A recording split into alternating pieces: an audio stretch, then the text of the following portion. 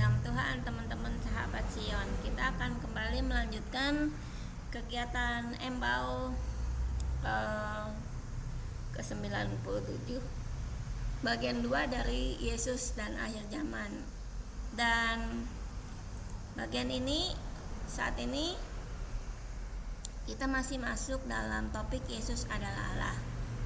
Jadi sekali lagi saya tetap mohon maaf karena keterlambatan. Seharusnya ini bulan Maret sudah tayang ya, tapi ternyata tidak bisa karena satu dan lain hal. Dan selama mempersiapkan materi ini saya benar-benar mengandalkan Roh Kudus ya, menolong saya karena saya merasa sangat berat untuk topik-topik ini. Dan Roh Kudus menolong saya sedemikian rupa sehingga saya saat ini boleh lebih pede ya, lebih yakin dan banyak hal yang bisa saya bagikan buat teman-teman dan Bapak Ibu kasih dalam Tuhan. Kita akan berdoa. Bapa yang maha baik, Tuhan Yesus Roh Kudus, berkati kami Tuhan. Saya akan membagikan kegiatan Embau berikut ini, tolong supaya kami boleh mengerti sebagai mempelai anak domba, kami boleh mengerti dan mempersiapkan diri kami dengan baik. Tolong kami Bapak, tolong juga Bapak Ibu, teman-teman juga yang mendengarkan, biarkan ada kasih Tuhan, ada kuasa Tuhan, boleh terimpartasi, boleh terjadi saat ini. Malaikat-malaikat Tuhan ya, juga tentara-tentara surgawi, malaikat surgawi yang menolong supaya kegiatan kami bisa berjalan dengan baik. Juga apa yang disampaikan sungguh hanya Engkau saja yang memberkati saya, yang membagikan juga Bapak Ibu kasih dalam Tuhan. Ada kuasa ketika materi ini disampaikan. Dalam nama Tuhan Yesus, haleluya, amin. Oke, aduh ini ke inian ya. Oke. Waktu Yesus dan akhir zaman bagian 1, saya lebih banyak menekankan kepada kenapa harus ada akhir zaman. Nah, sekarang saya mau masuk lagi tentang anak domba yang mempelai anak domba, bukan anak dombanya, mempelai gereja yang harus tinggal di Yerusalem baru. Bapak Ibu ingat, teman-teman juga pasti ingat di Daniel 2 ayat 44, Allah itu kan ingin banget ya, Allah semesta langit itu mau mendirikan suatu kerajaan yang tidak binasa selama-lamanya, kuasanya yang gak beralih lagi kepada bangsa lain. Kerajaan Allah ini akan meremukkan segala kerajaan lain, hanya kerajaan Allah saja yang berdiri. Dan di kitab Wahyu di pasal 19 mungkin ya, saya kurang ingat, ada seorang penunggang kuda putih, penunggangnya disebut yang setia dan yang adil, dan dia menggunakan jubahnya tulisan dia adalah raja dari segala raja, Allah dari segala Allah. Itu jubahnya, jubah dan di pahanya ada tulisan seperti itu. Nah, karena Allah ingin demikian, Allah sudah mempersiapkan mempelai anak domba, gereja-gereja untuk tinggal di Yerusalem baru. Nah, karena Allah itu adalah roh, otomatis saya nggak ngomong soal sesuatu yang dilakukan secara fisik ya, tetapi secara roh juga. Jadi Allah mempersiapkan gereja-gerejanya, mempelai anak domba ini tinggal di Yerusalem baru. Kita juga ingat di Matius 24 ada bilang ada banyak kedurhakaan, kasih kebanyakan orang menjadi dingin. Dan di Yerusalem baru itu adanya cuman kebersihan, kekudusan, kebenaran. Ada kasih, tidak seperti yang ditulis di Matius ini. Oleh sebab itu kita mempelai anak domba gereja dipersiapkan untuk masuk ke Yerusalem baru. Nah, di Mazmur 126 ayat 1 sampai 6 ditulis saat Tuhan itu memulihkan keadaan Sion, itu orang-orang yang lepas dari penderitaan tuh seperti orang yang bermimpi. Karena tuh gereja di masa kesukaran. Di kitab Wahyu juga dituliskan, ada teman-teman ingat tentang perempuan yang disembunyikan Allah di padang gurun. Nah, sangat menderita di sana. Tapi Raja Daud yang menuliskan Mazmur 126 ayat 1-6, ketika Tuhan memulihkan keadaan Sion, itu dia melihat seperti orang-orang yang lepas dari penderitaan. Orang-orang yang lepas dari penderitaan itu seperti orang-orang yang bermimpi, benar-benar seperti bermimpi. Karena secara aktualnya kesulitan-kesulitan penderitaan yang mereka alami itu nggak ada yang bisa nolong gitu loh. Benar-benar suatu keadaan yang mentok gitu. Tapi mereka bisa bebas. Mulut penuh dengan tertawa, lidah dengan sorak-sorai. Tuhan telah melakukan perkara besar kepada orang-orang ini, kepada kita. Maka kita bersuka cita. Mungkin Bapak Ibu bisa bayangkan apa yang menjadi kesulitanmu saat ini. Dan bayangkan bahwa Mazmur 126 itu memang sudah bilang begini, Tuhan akan memulihkan keadaan Sion. Nantikan bahwa ada masa itu tiba saatnya kita seperti orang-orang yang bermimpi. Kita udah lewatin semua kesulitan demi kesulitan. Dan di kitab Yesaya 24 ayat 21, mereka orang-orang yang seperti mimpi itu, mereka bersorak-sorai demi kemegahan Tuhan, memekik sebelah barat. Sebab itu permuliakan Tuhan di negeri-negeri timur. Nama Tuhan Allah Israel, Allah di tanah Mesir, Allah Israel di tanah-tanah pesisir laut. Jadi Tuhan menghukum, ini yang tertulis di Yesaya 24 ayat 14-15. Tuhan menghukum tentara langit di langit, raja-raja bumi di atas bumi. Tuhan di Yesaya 24 ayat 21 menuliskan demikian. Dan apa yang tulis ini sesuai dengan seperti yang di Wahyu, ada masa pertempuran ketika antikris, pemimpin antikris dan para pengikut-pengikutnya yang antikris itu menganiaya gereja Tuhan, orang-orang percaya. Dan selama 2300 hari kan, dan Tuhan mengirimkan dua saksinya untuk sekali lagi memberikan kesempatan kepada orang-orang untuk mengenal firman yang benar. Lalu mereka semakin teraniaya, karena pada saat itu kitab Wahyu menuliskan ada si naga yang udah parah jatuh sakit itu, yang luka. Dia munculkan yang namanya binatang dari laut dan binatang dari dalam tanah.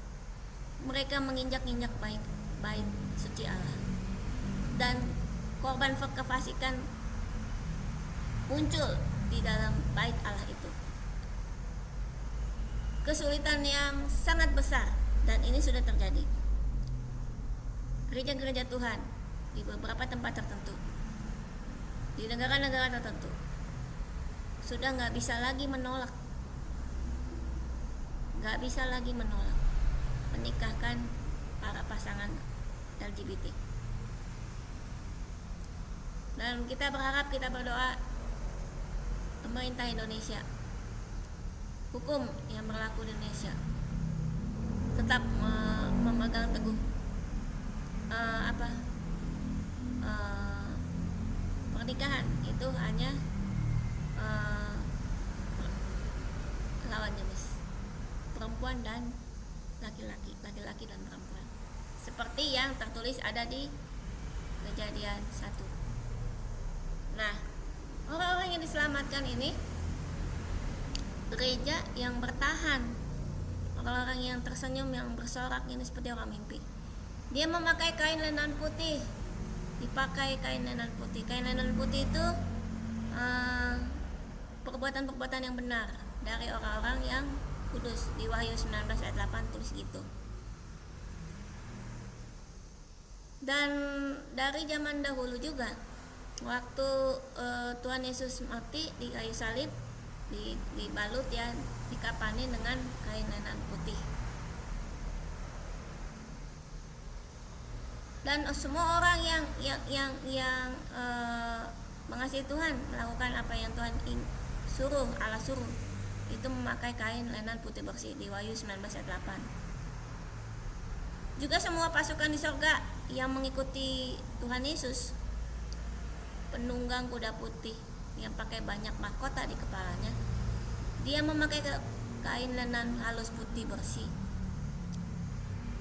Lalu ada juga di kitab Wahyu tulis 7 malaikat yang membawa 7 cawan.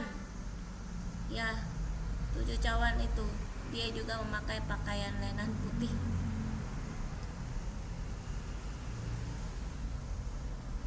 Dan Wahyu 7 ayat 12, ketika Rasul Yohanes melihat ada banyak kumpulan lautan manusia, banyak sekali dari suku bangsa, suku, kaum, bahasa, berdiri di tahta Allah dan anak domba, Tuhan Yesus kita. Mereka semua pakai jubah putih dan pegang daun-daun palem.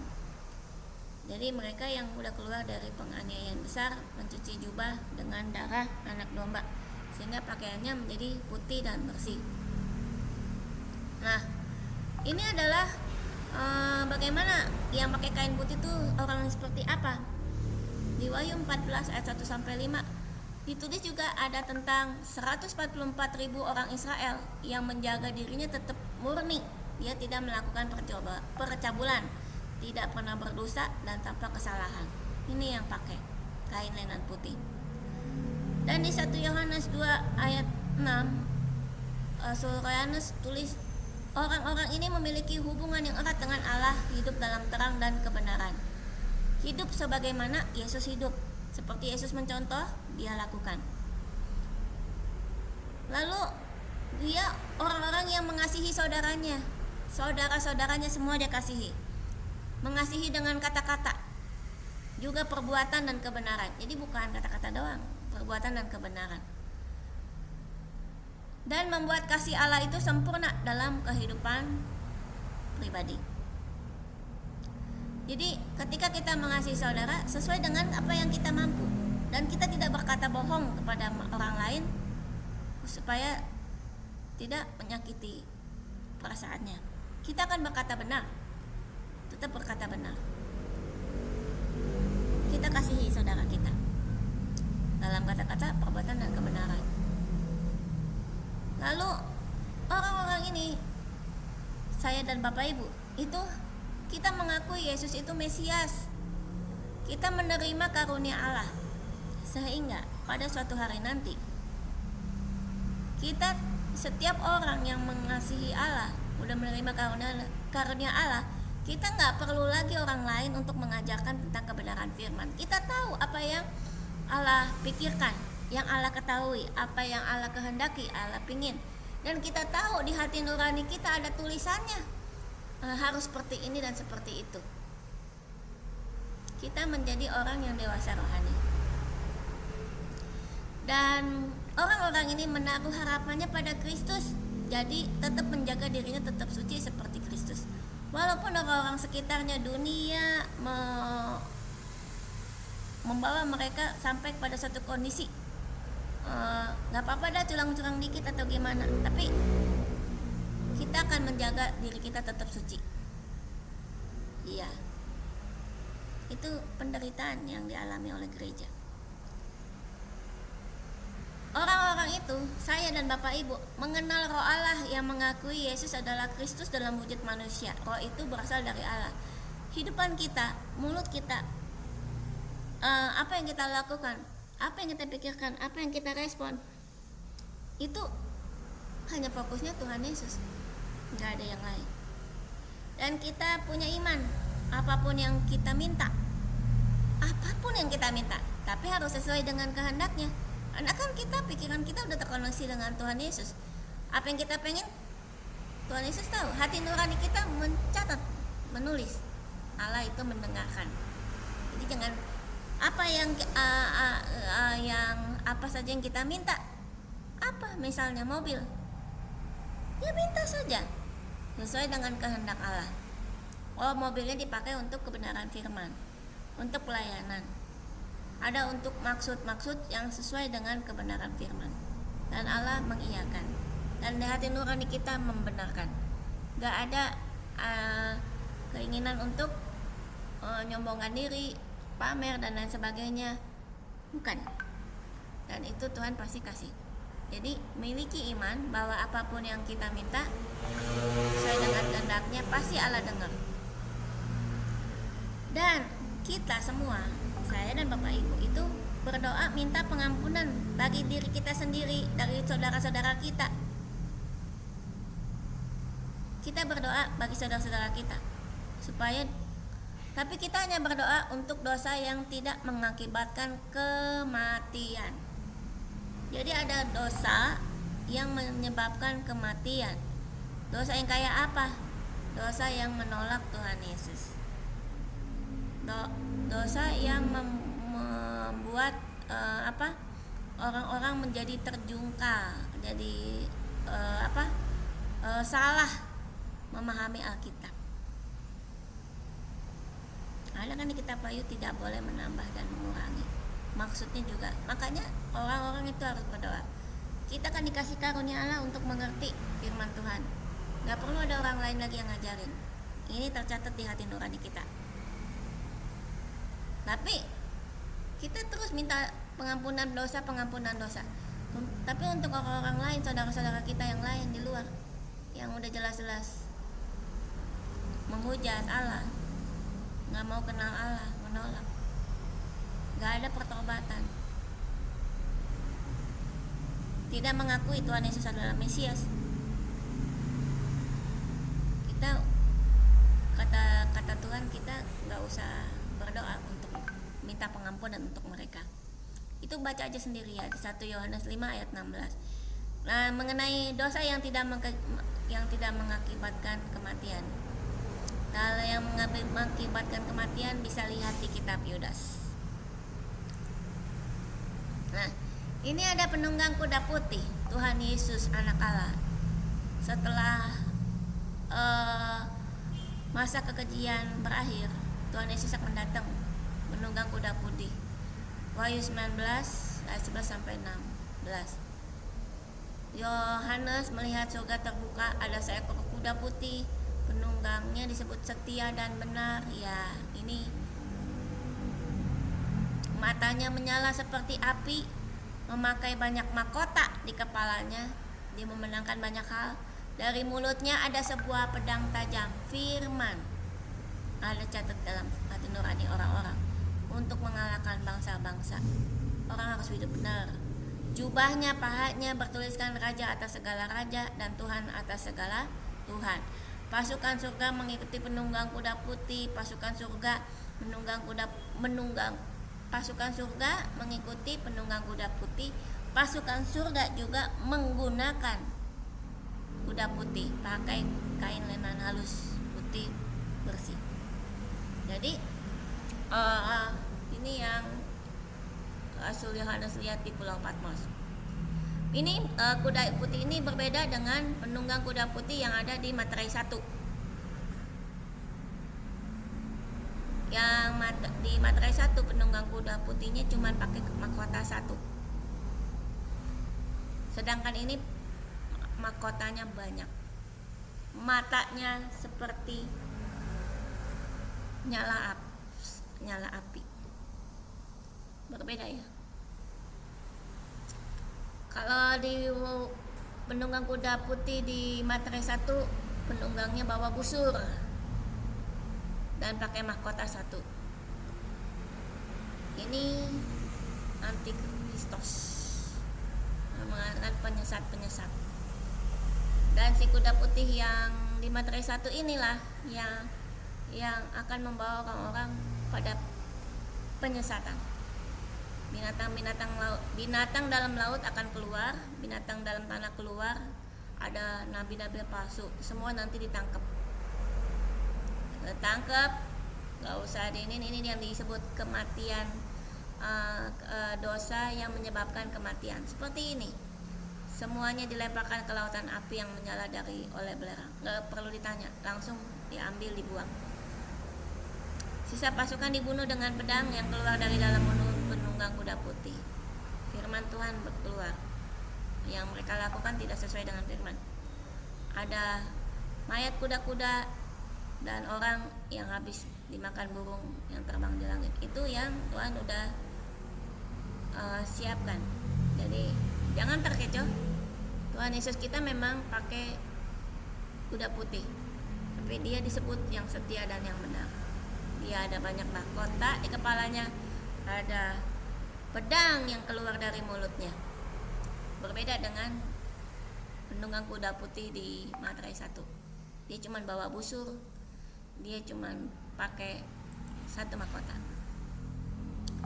Dan kita akan masuk lagi orang-orang yang tidak terselamatkan. Ini tadi orang-orang yang udah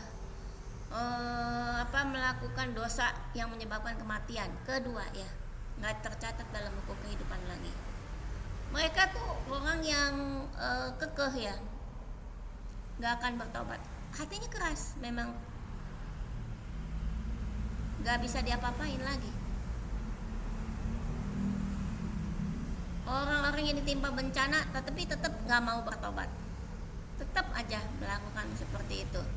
Seperti sekarang kita lihat di berita kan, Hamas misalnya, udah berapa banyak sih dan sekutu-sekutunya melakukan peperangan, kekerasan, tapi mereka tetap aja nggak bisa melihat.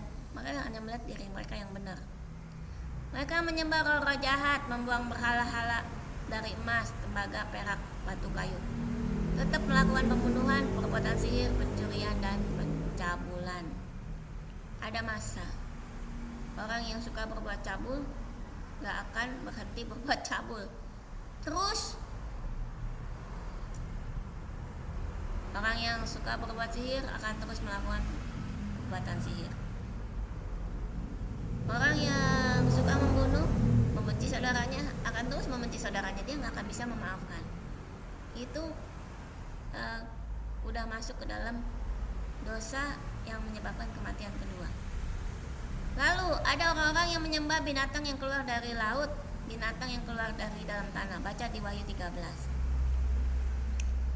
Mereka menyembah karena binatang-binatang itu terlihat spektakuler, melakukan banyak mukjizat yang ajaib, yang gede. Tapi Allah memberikan kesempatan nih buat orang-orang itu untuk bertobat. Dikasih pelayanan 2 saksi.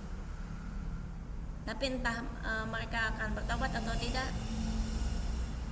Kalau tidak, mereka akan masuk ke dalam yang namanya tadi kelompok kematian, dosa yang menyebabkan kematian. Orang yang memakai tanda binatang 666. Apakah itu chip? Saya tidak tahu, tapi Alkitab mengatakannya demikian. Penyusup-penyusup dalam gereja di Yudas 3 ayat 6, Yudas, kitab itu cuma ada satu kitab ya, satu pasal. Ini di ayat 3 sampai 16. Jadi penyusup-penyusup dalam gereja ini dia menolak Yesus Kristus. Kok bisa ya dalam gereja tapi dia menolak Yesus Kristus? Mereka dikendalikan mimpi. Mereka pergi ke gereja tapi untuk apa? Mungkin untuk cari teman atau apa? Mencemarkan tubuh dengan dosa. Tetap ke gereja tapi tetap melakukan tadi percabulan. Menolak kuasa Allah. Ketika mereka berdoa, mereka gak percaya. Mereka juga gak mau. Menghina semua yang mulia di surga. Membuat fitnah atas hal-hal yang mereka gak pahami secara rohani. Ada kebenaran firman, mereka gak mau ngerti dan gak mau dengar, gak mau tahu. Yang mereka tahu cuman yang ada di pikiran mereka. Mereka terus menfitnah berdasarkan perasaan.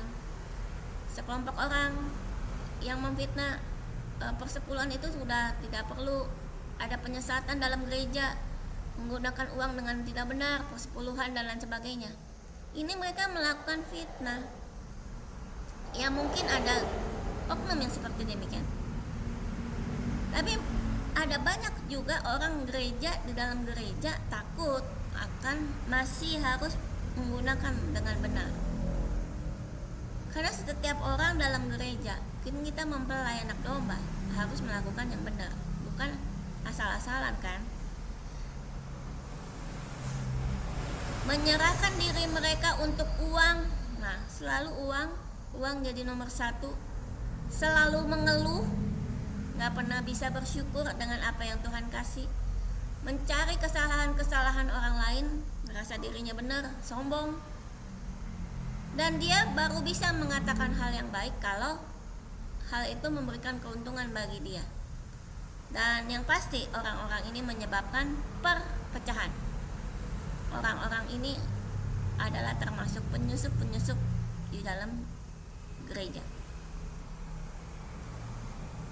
Ini yang dibilang Bapak Ibu mungkin pernah baca pembagian suku-suku ketika bait suci Allah yang dalam bentuk tenda. Yang pintu tenda bait suci Allah bagian timur itu adalah pintu tempat Tuhan Yesus masuk. Gak boleh ada orang lain masuk, cuman Tuhan doang yang masuk, Allah doang yang masuk. Lalu ada pintu bait suci yang dari sebelah utara. Ini adalah tempat orang-orang jemaat masuk. Dan di bagian utara ini mereka yang menerima orang-orang, persembahan orang-orang yang masuk mau beribadah.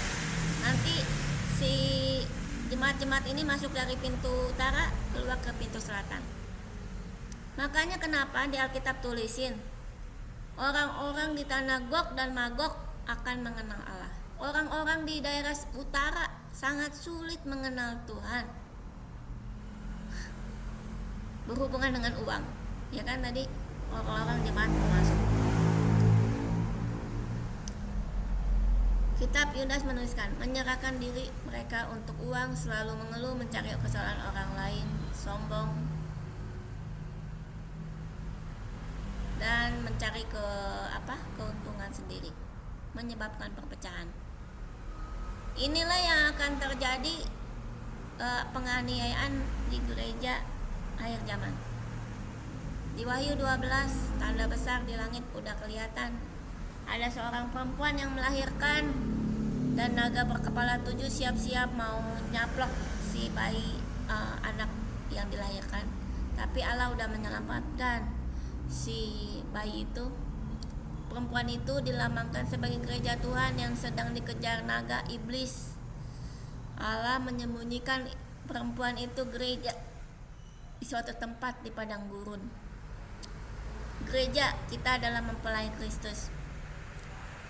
Gereja akan mengalami suatu penganiayaan. Ya dari fisik, dari mungkin tidak fisik, tapi keuangan, mungkin dari moral, dari keimanan, akan kesehatan mungkin akan banyak ya menerjang ya, memurnikan gereja. Untuk itu kenapa Allah mau taruh gereja perempuan itu di padang gurun? Padang gurun dipakai katanya Bapak Pendeta Aruna Wiryolukito, supaya di padang gurun kita tuh menjadi fokus sama Tuhan. Begitu banyak cobaan, begitu banyak penderitaan, tapi kita harus memberikan respon yang benar. Jadi makanya di padang gurun. Ketika kita di padang gurun, gak ada suara siapapun yang lain, gak ada keberisikan, cuman ada kita bisa dengar suara Tuhan. Itu sebabnya Tuhan bilang, Alkitab yang mencatat, Allah menyembunyikan perempuan itu di suatu tempat di padang gurun. Nah, ini mengulang yang sebelumnya. Jadi Daniel diberi suatu penglihatan, kasih satu rahasia. Ada masa 2300 petang dan pagi orang-orang yang kekejian, si antikris dan pengikutnya menganiaya gereja dan orang-orang benar. Dan ketika itu trompet dibunyikan, Allah memanggil semua orang-orang percaya, orang-orang yang mengasihi Dia untuk bersiap-siap untuk kembali kepada kebenaran firman Tuhan, kembali melakukan tugasnya walaupun sangat sulit.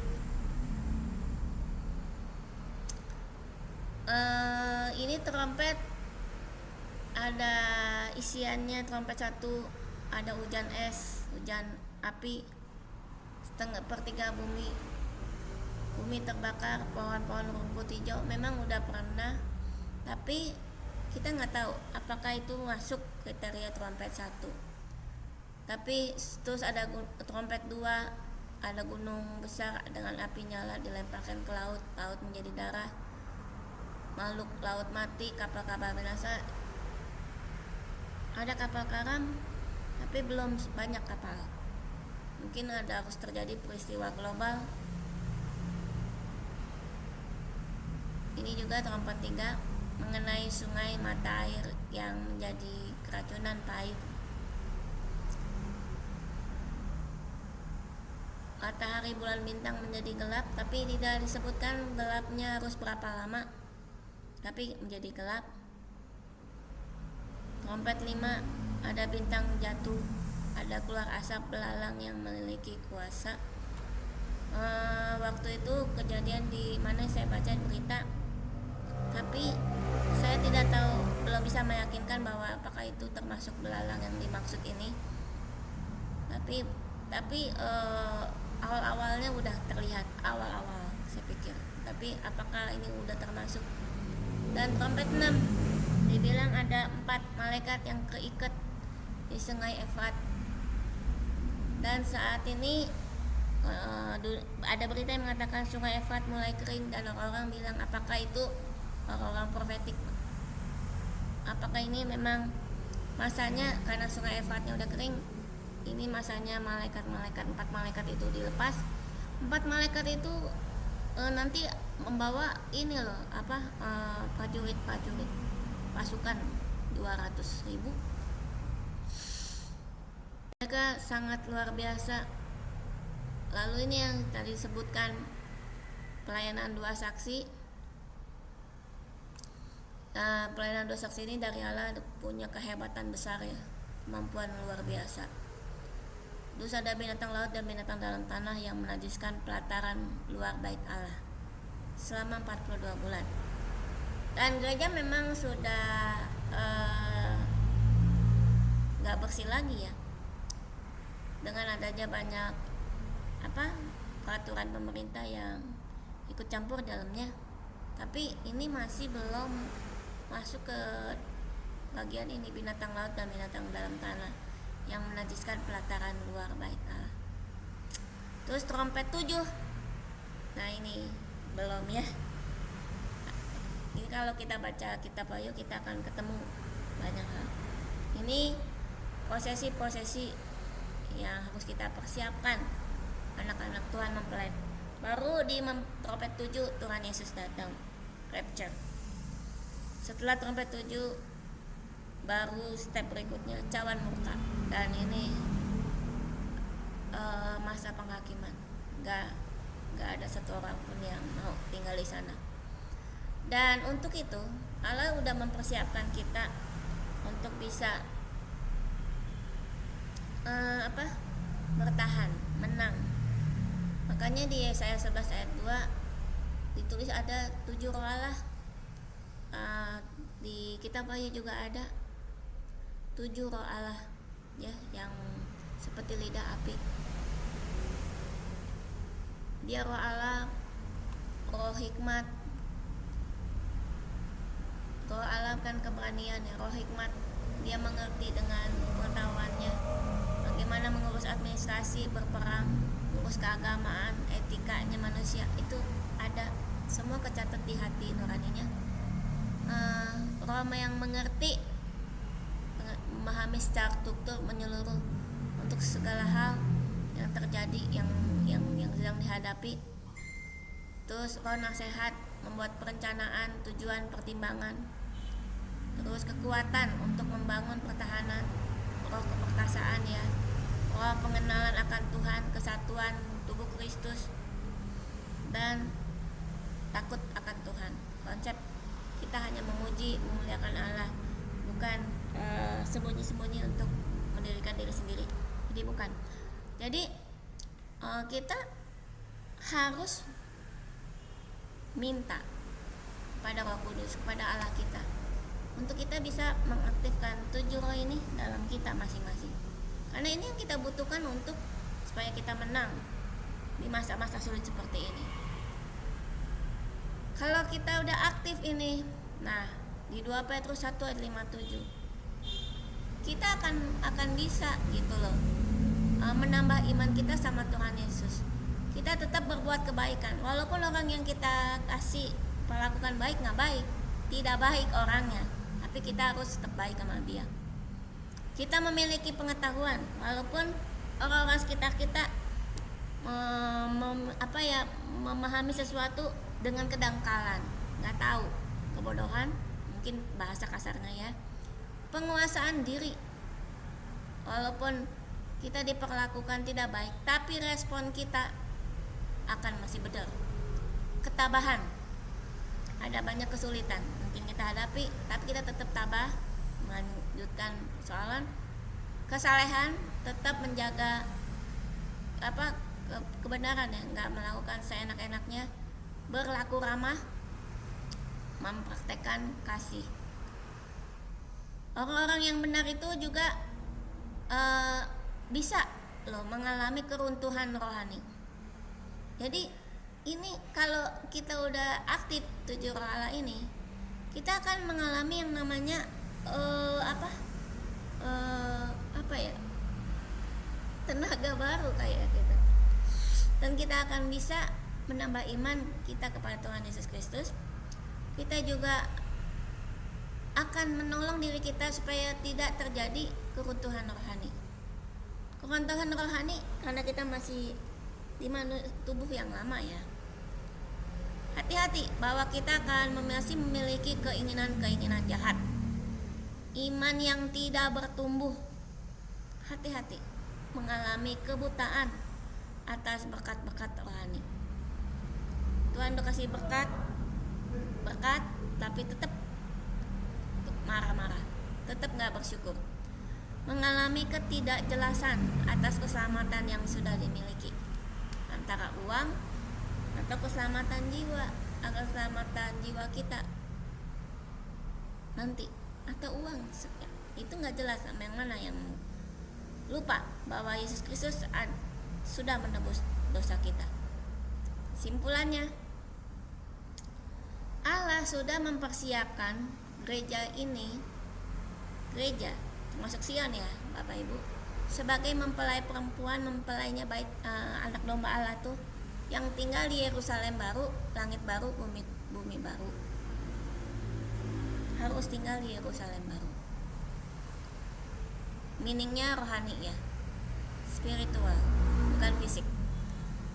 Sebagai mempelai anak domba, orang-orang yang mengasihi Allah itu, dia akan memakai kain lenan putih bersih, melakukan perbuatan baik, tangannya pegang daun palem, katanya gitu. Allah menggunakan kebenaran firman Tuhan, Yesus Kristus sebagai alat untuk memilih. Jadi firman Tuhan itu udah alat dari Tuhan, cara memilih orang-orang percaya yang benar mengasihi dia. Jadi Allah pilih kita, pilih saya dan Bapak Ibu bukan berdasarkan nama, tapi berdasarkan kebenaran firman Tuhan. Kita udah bikin, kita lakukan, kita setia atau tidak. Tuhan Yesus aja si penunggang kuda itu namanya yang setia dan yang benar. Amin. Wah.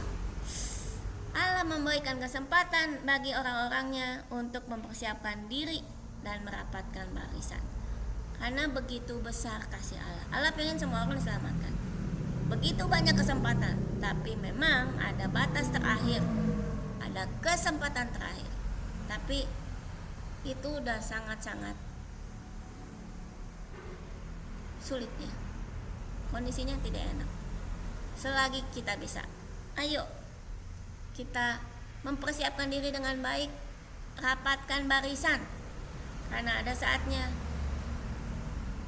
kita tidak bisa lagi orang-orang itu ya, yang tadi orang-orang yang tidak terselamatkan, mereka udah nggak bisa lagi seperti mau kembali, nggak bisa bertobat lagi.